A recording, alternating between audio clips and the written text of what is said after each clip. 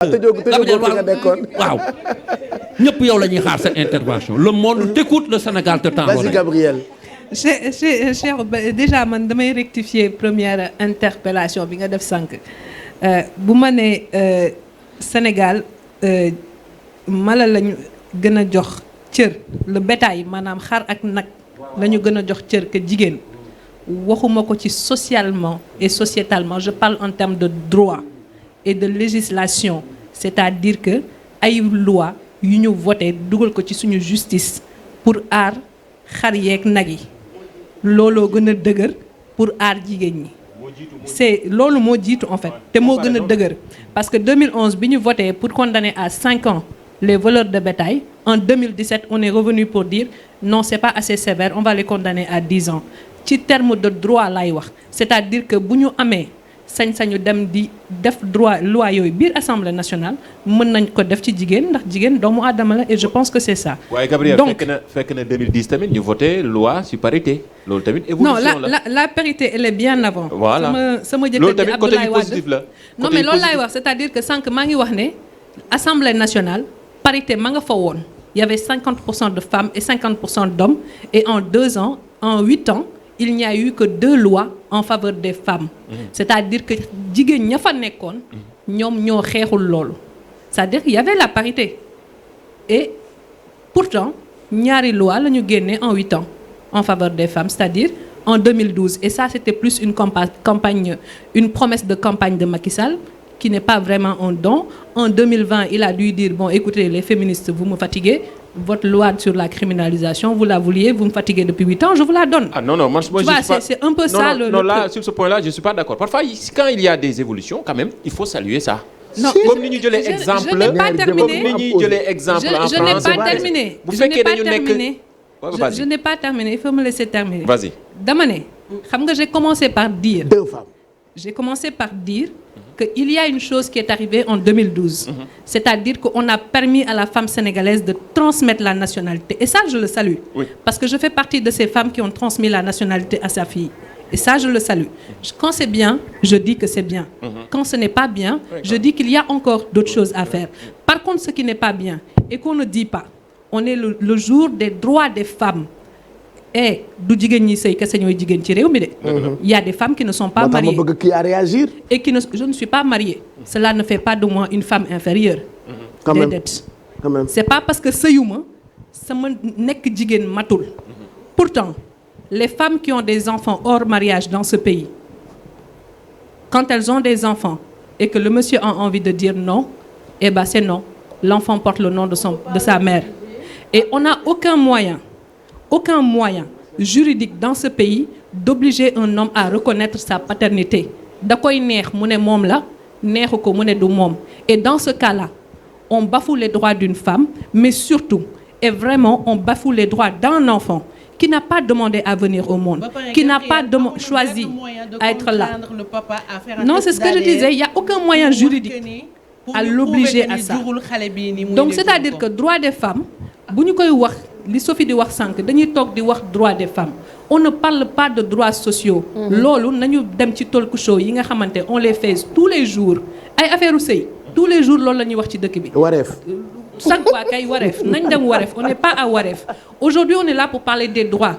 li nga xamante ne mooy république devant la république man je ne parle pas de li yàlla wax. li yenent bi wax loolu ñun ñëpp xam nañ ko ku ci nekk ci ñun jàng nga alxuraan sa kër. damaa sikk loolu waaye kan laa sant ñaari yoon am na tuuti lu ma xam ci religion bi waaye nag dans une république on est des citoyens loolu amul chrétien bi amul musulman bi amul la dara nous sommes égaux devant la loi et égalité boobu jigéen bu amul jëkkër jigéen bu am jëkkër ak jigéen bi nga xamante ne tu es veuve mais y a des veuves yoo xamante ne ñoom dañuy tënju seen suñu deewee ñu nekk ci entreprise ba décédé liggéey fa seen pension duñ ko reverser seen njaboot. Les femmes quand elles décèdent dans les entreprises seen pension yi ñu cotiser duñ ko jox seen jëkkër pour lan. Ce n'est pas une égalité de droit. Donc Gabriel n'est pas là pour parler de sujet de religion du ma ci dugg doomu Haalpulaar la doomu jullit la kenn du ma dugal ci terrain boobu. Moi je parle de droit et quand je parle de droit je parle de droit civique, je parle de droit dans une république et je parle de droit citoyen. Il faut pas qu'on essaye de m'amener sur le terrain ñoom Gabriel li ñuy wax déedéet, il faut qu'on soit très clair sur le débat qui nous amène aujourd'hui ici. C'est-à-dire que tey lan la République du Sénégal def pour les citoyennes sénégalaises, lan la République Sénégal nara def dans les années à venir pour protéger toutes les femmes sénégalaises, y compris ñi nga xamante ne ay xale lañu. Parce que quand les droits de la femme ne sont pas respectés ay xale ñooy souffrir parce que xale yu bëri ñi ngi ci mbedd bi amuñu papa, amuñu reconnaissance, amuñu pension alimentaire. Mais les femmes qui voyagent, man je suis allée déposer un passeport pour ma fille mais bi ma demee commissaire bi daf ma woo ba ma ñëw mu ne ma sa làmmiñ bu rëy mi li ngay nekk ci dëkk bi di yuuxu yëpp lii nga war a wax yuuxu. Quand les femmes viennent ici pour déposer des passeports et des pièces d'identité pour leurs enfants, mais jëkkër yi dañ leen les ex-maris. Autorisation Mais parentale. l'autorisation du père, c'est catastrophique. Les enfants, les femmes ne peuvent pas voyager ak seeni doom. Toi, tu as vécu ça? Mais moi, je le vis dans ma chair. Moi, je le vis dans ma chair. Et il y a des choses yoo xamante ne da nga koy dund nga xam ko. Donc, quand je suis un peu énervée, c'est parce que je voudrais pas qu'on me fasse le procès de la Gabrielle anti-religion. Non, man kenn gënuma nekk doomu jullit. Li ma war ci jullit xam naa ko. Je parle de la Gabrielle citoyenne. Je parle de la citoyenne sénégalaise en termes de droit, en termes de république. Mais Maguette moom, elle parle en tant que Dalinkor aussi. Non, man je ne parle, ce n'est pas Dalinkor, elles ont des plateaux tous les jours. Nañ dem wareef ñu waxee ko fa. C'est pas le sujet aujourd'hui. Je veux pas qu'on parle de mariage.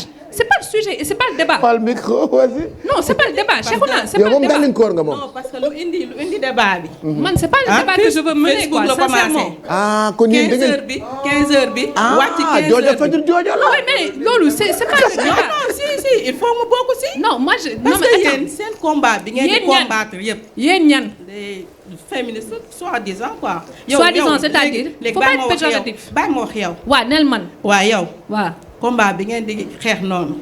combat mooy ban. ay égalité.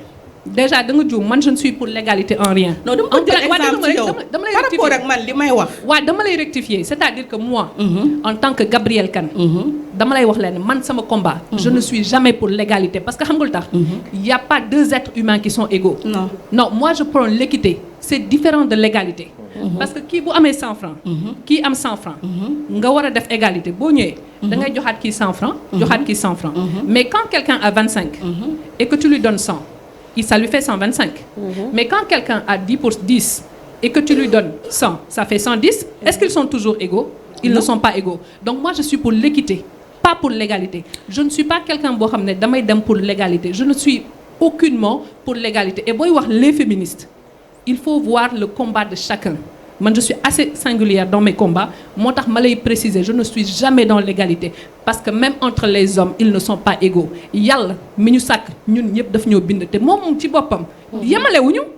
Je ne suis pas pour l'égalité parce que même Yàlla daf ñoo yemalewul ba man may am l'audace de dire que je plaide pour l'égalité. Non, je plaide pour l'équité. Et ça, c'est moi. À partir de ça nag mën nga wax samay combat parce que nag samay combat man mën naa la ko wax mais mënuloo ma ko wax. mais yow su may wax combat xam nga du